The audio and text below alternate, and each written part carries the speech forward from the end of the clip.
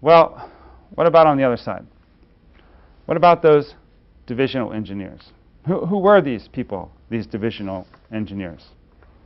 The divisional engineers, sitting over there watching this process of the acquisition of a new research company for $9 million. I mean, you got to think about $9 million in 1916.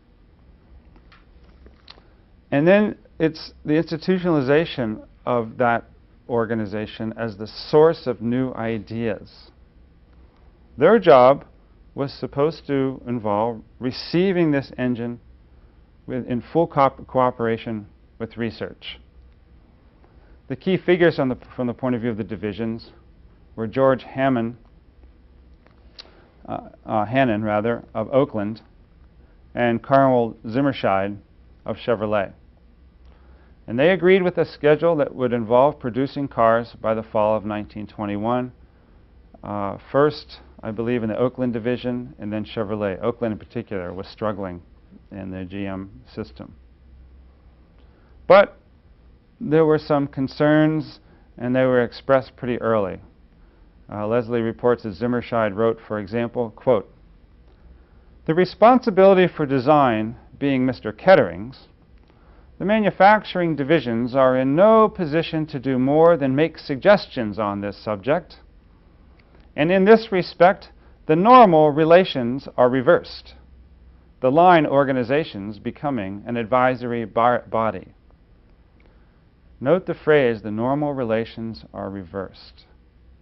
From the point of view of the divisional engineers, somehow the process of design was being ripped away from them. It was pulled out of their hearts and stuck somewhere else. Their knowledge, these are people who built cars, their knowledge, both in production and in design, because they built better cars, was somehow being transferred to a bunch of new kids on the block, these hotshot scientists in their lab coats who were now going to come up with the great new ideas. People who had never built any cars. Can you start to get some sense of the tension that develops? Now, early on, Zimmerscheid is trying to make a case for the benefits or for the importance of the knowledge of the practical people in manufacturing. He writes, "While the advice of practical men may be of negligible value on those questions of design which affect the functioning of a part, it cannot be so considered with relation to factors affecting ease and cost of reproduction.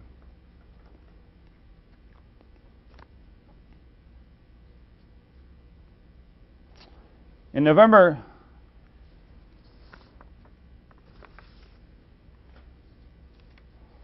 of 1921,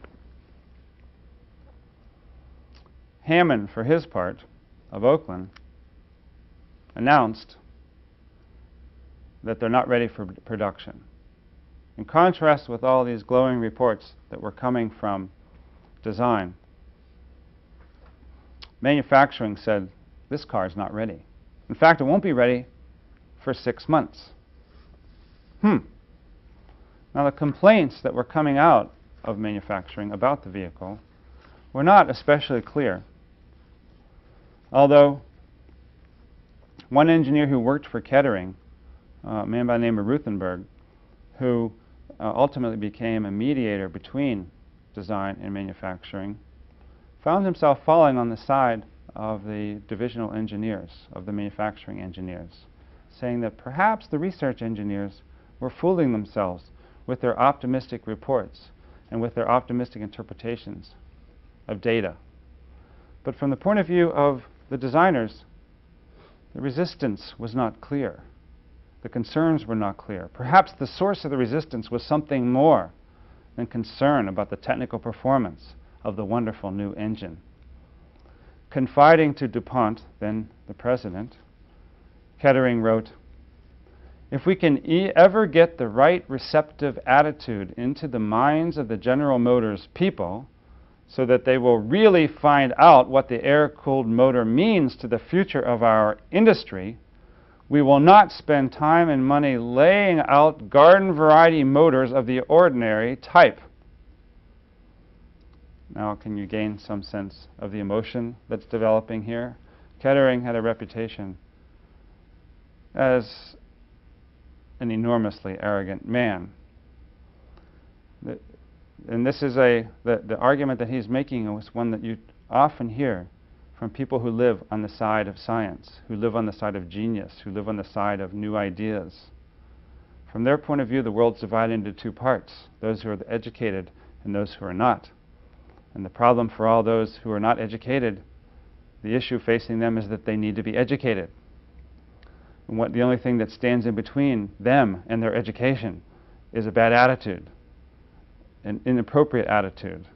What Kettering says they need is the right receptive attitude.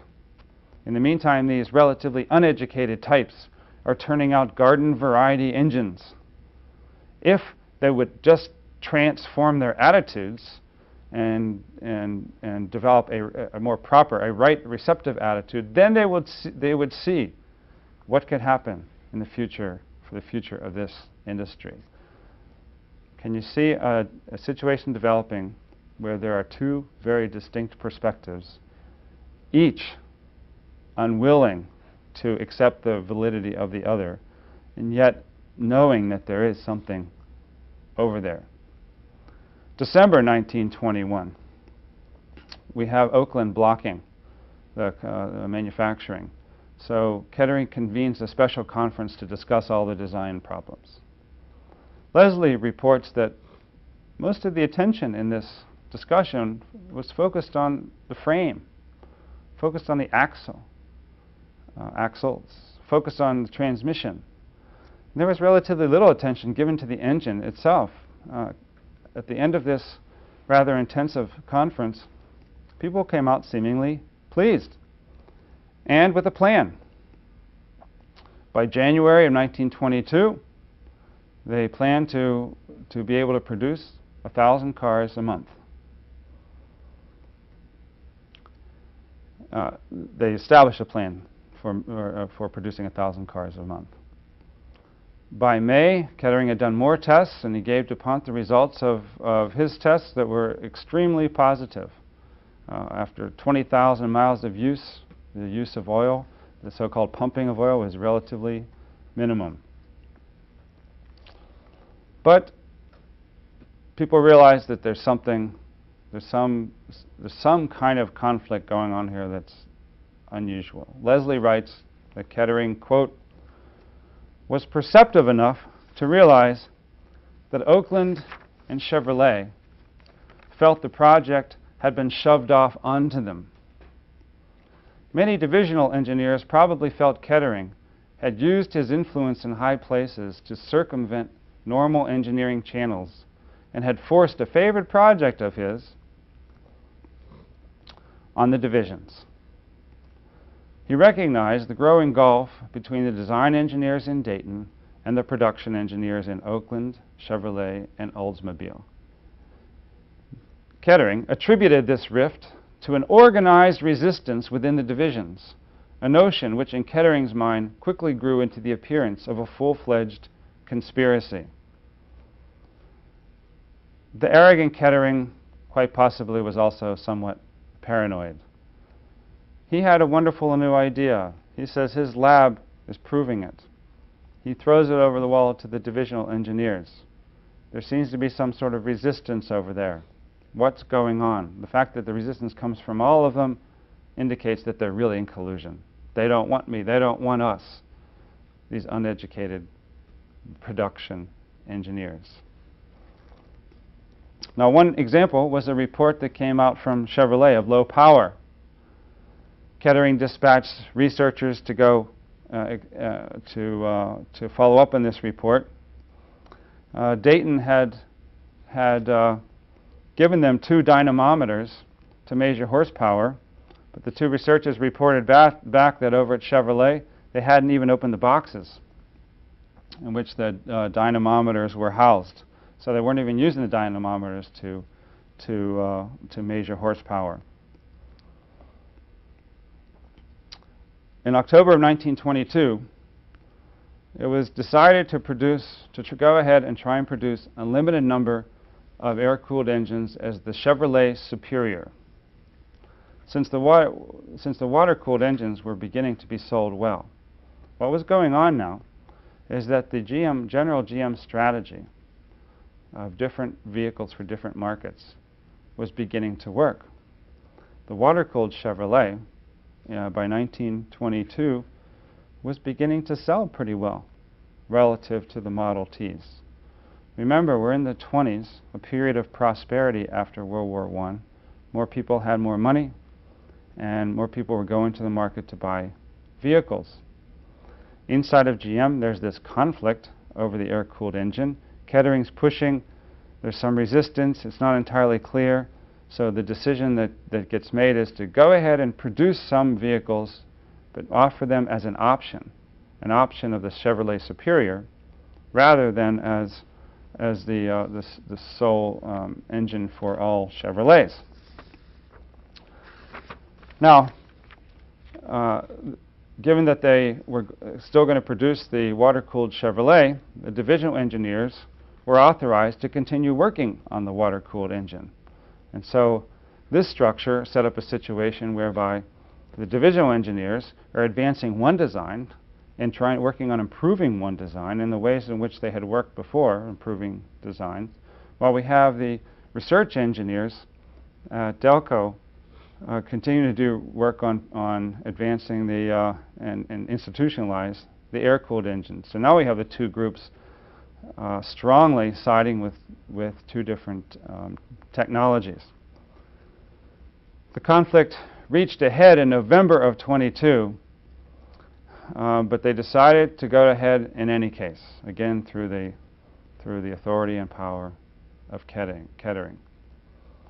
An executive committee that consisted of Kettering, DuPont, and Sloan, a name that will emerge as very significant in the later history of General Motors when he moves into the presidency, decide to go ahead and produce the Chevrolet Superior. And when it's released, it's released at a show, the reviewers and newspapers love the vehicle. They love the concept of dissipating heat through an air-cooled system. They love the idea of being able to put aside radiators and water hoses and all the maintenance issues that go along with that. And Chevrolet was doing it with a vehicle that cost only $200 more than the regular Chevy. Things look good, but there were all kinds of problems. In the end, the Chevrolet division produced a total of 759 cars. 759 were manufactured. Of that 759, 239 were actually scrapped by production, which left 520 that were delivered to sales. Of that 520, only 100 were sold. The rest were used as display models and the like. Of the 100 that were sold, nearly all of them produced complaints. Complaints were rolling in about all sorts of things, such as excess noise, clutch problems, wear on the cylinders, carburetor malfunctions, axle breakdowns, fan belt trouble. In fact, the concerns were so widespread that it raised a lot of questions about the production of this vehicle, questions that are in fact unanswerable. Was the division, for example, really committed to producing this vehicle? It was the executive committee that forced them to put the vehicle into production. For example, one problem of a fan belt was caused by the fact that the fan belt had simply been installed backwards. So were the divisional engineers and workers figuring out ways of resisting this vehicle in the actual process of production? It's hard to say.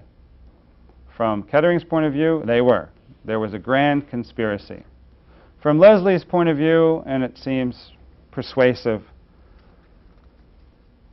what was going on here in a more important sense was what he describes as, quote, a poorly coordinated engineering effort. However, this poorly coordinated engineering effort is something that becomes institutionalized in the American system by virtue of the celebration of design in relationship to production. Leslie also writes, quote, A general pattern emerges from these examples. Design and production engineers seemed unwilling to cooperate on these problems, and each was ready to place the blame on the other. As one engineer wrote to DuPont, "Unhappily, the engine troubles, when reported, divulged a wide range of differences in opinion between the creators and the producers." Note the distinction between creators and producers. "Both as to their causes and their remedies." In other words, an engineer working in the middle of this, writing to DuPont, said, yeah, and there's an incredible difference of opinion here. Meanwhile, one producer complained, quote, "We are ourselves," this is on the divisional side, "we ourselves were at sea as to the existence of troubles which had previously been lauded by Kettering's group as non-existent, which put the burden of proof on us." So the divisional engineers are saying, hey,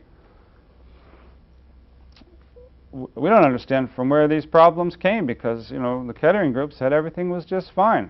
And that put the burden of proof on us. That's not fair. Sloan, who is now moving into the presidency, suggested the creation of a General Technical Committee, a GTC, to initiate contact between the operating division and the research efforts at the laboratories. And indeed, that system became more institutionalized to deal with what was a fundamental and continuing structural separation between design and manufacturing. So there was simply confusion. As Leslie put it, quote, "The research staff claimed the engine fulfilled its technical requirements well." Remember, research staff, the inventors, the creators, focus on specifications. "They provided data which showed less fuel consumption, more power, and a simpler design than its competitors." So they produced data from their research. The divisional engineers provided evidence that the new engine was a failure. Too little power, oil pumping, the seepage of oil into the combustion chamber. Overheating and pre-ignition indicated that the engine was less than successful. So we have manufacturing producing data. We have design producing data, manufacturing producing data. What should one do? Neither side was capable of providing an objective evaluation. Well, what does objective evaluation mean here? Each side was marshaling all the evidence that it could that seemed consistent with its position. Let's take a look at a final quote from Kettering, critiquing the new water-cooled Oakland engine that, in the end, was going to surpass the air-cooled. Kettering's not happy.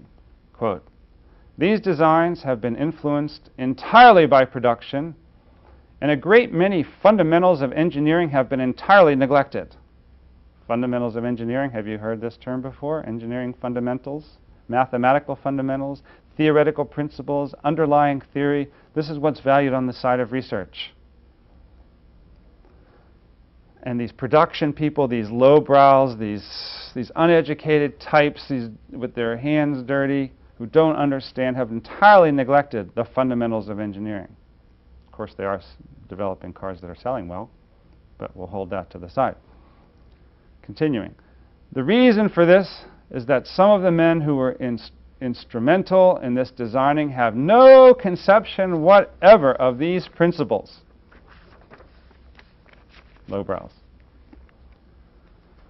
"On account of organizational technicalities, our new products are designed by men who have never had any broad experience or technical knowledge along the line of motors, and that men who have had the opportunity of making a lifelong study of these things are kept at arm's length and not allowed to be in contact of the jobs." So, Kettering and others like him who make lifelong career commitments to studying these things are kept at arm's length. The image that involved integrating research so that it would feed ideas directly into division became an institutional problem of a tension between research and production, or research and development. Leslie concludes, quote, "The project also suggests a characteristic of professional engineering behavior which is easily overlooked. It seemed that pride, jealousy, and simple petulance played as large a role in determining the success of the project as did more measurable criteria like thermal efficiency or rated horsepower. Although the motives of all the project's participants can never be fully known, it does seem that objective evaluation of hard data did not completely determine the outcome. Ironically, these motives and subjective evaluations usually remain concealed behind technical jargon and well-ordered equations. Perhaps these tensions were and are an inherent problem in corporate research." No kidding. You will find on the job conflicts, tensions, which remain unstated and get hidden behind technical jargon and well-ordered equations. Whenever you put the mathematics of engineering problem solving in the persons of people, in the bodies of people who interact with one another, these gain political dimensions. Because every time a problem gets solved, every time a decision gets made, someone's stock goes a little up, someone's stock goes a little down, someone gains some new contacts, someone loses some new contacts. The politics might not be stated explicitly, but they live right there in the midst of the technical jargon and the well-ordered equations. The tension between design and manufacturing, indeed, as Leslie puts it, became an inherent problem in corporate research and manufacturing.